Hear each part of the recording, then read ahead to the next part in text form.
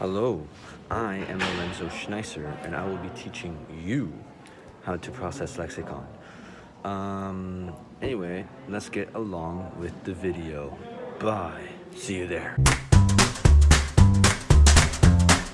So to start, the part will be milled in a certain format, which leaves little structural tabs around the part, kind of like this one. The parts will be evenly distributed about the part's edges or key points. This one has the edges, but it has no key points, but when you see it, you'll see it. These tabs range from 0.1 inches to 0.3, so very small. And the thickness, I don't know if you can see this one, but the thickness is actually less than the thickness of the part itself, which makes it easier for the next part, which is cutting the tabs.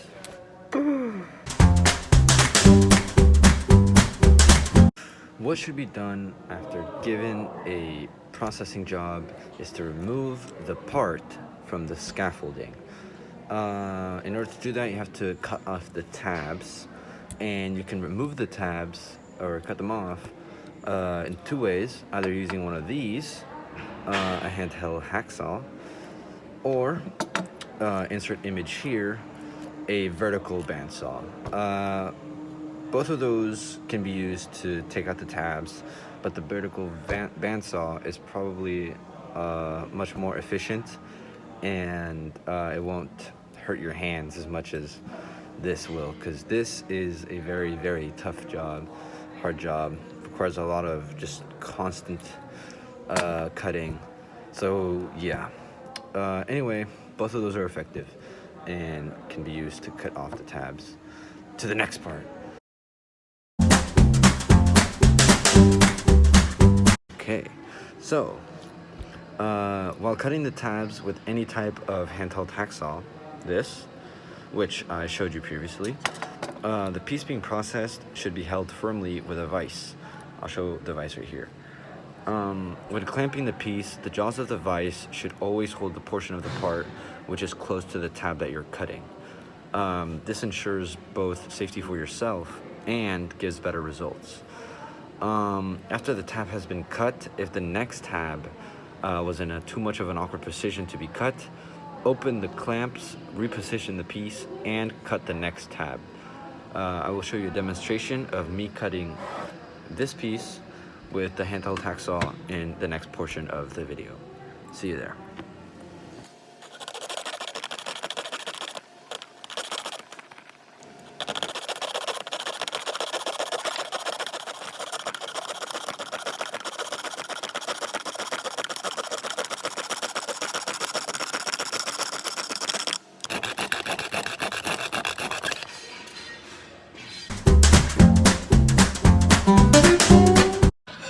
Okay, so now that I've taught you how to use a handheld hacksaw, it's time I teach you how to use a vertical bandsaw, which I'll show right here in case you forgot what it looks like. When cutting the tabs with the vertical bandsaw, there are a few rules you have to follow. You must hold the piece flat up against the bed with both of your hands and firmly. If not, you could lose control, which is a safety precaution and could damage the piece, which you obviously do not want. After cutting a tab, don't slide the piece backwards. Cut all the way through to the other side. This could damage the blade and could also make any unnecessary cuts to your piece. Take it slow and steady. Do not rush while cutting the tab. This will give you more precise and accurate results. And it's just also a safety precaution, you know. Before being able to perform anything with a vertical bandsaw, though, you must be certified and receive instructional training. So before you can even operate a vertical bandsaw, you need both of those things. So I'll show you a demonstration of me using the vertical bandsaw in the next part of the video. So I'll see you there.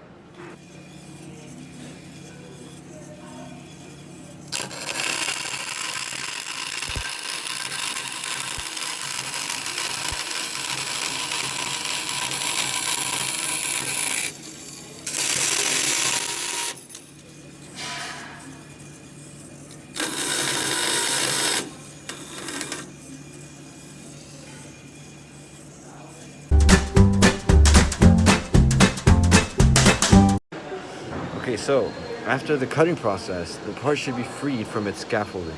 So here's my part, and here's my scaffolding, or well, used to be scaffolding. Now it's my extra material. It was used to keep the part in place. So the extra material should be put in its respective scrap bin. If the scrap can still be used for more milling parts, then put the scrap where the team gets its material to mill new parts. So basically, if your extra material is big enough that it can be made into another, it can be milled into another part, then put it in a scrap bin. You could usually ask someone around the lab and they'll tell you where the scrap bin is. If it's something small like this, which I doubt can be used for another part, throw it away unless instructed by a supervisor not to do that. So, yes.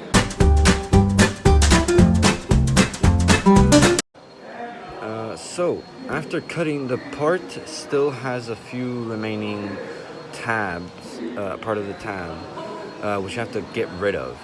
The belt sander, which I'll put right here, is the best device for this. However, sometimes there will be tabs which they're surrounded by, like their surrounding geometry makes it impossible to reach with the belt sander.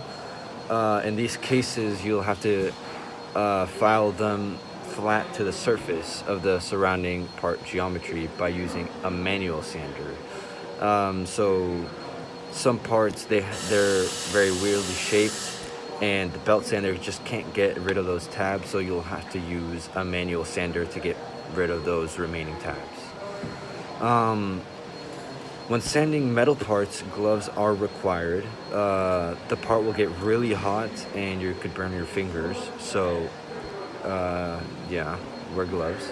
But that is unless the metal part is small. If the metal part is small, then don't wear gloves, because the gloves could get caught in the sander, and that's never good. So if you're using metal, if you have a metal part, then use the sander with gloves. But if it's a small metal part, then don't use gloves.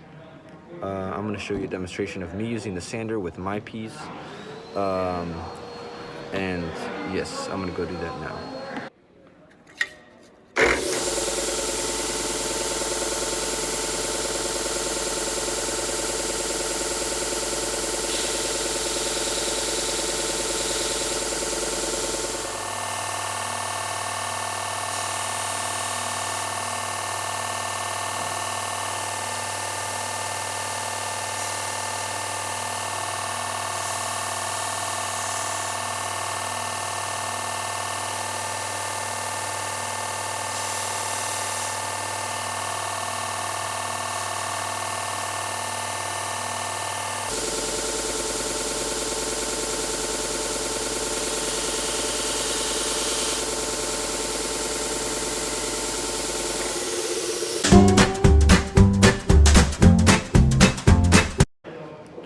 Okay, now that you have sanded down the tabs, run your finger across the edges of the part for any bumps that should be sanded down. So, see, this is sanded down, but I'm gonna feel apart the edges to make sure that there's no bumps that need to be sanded down, so it's perfectly straight.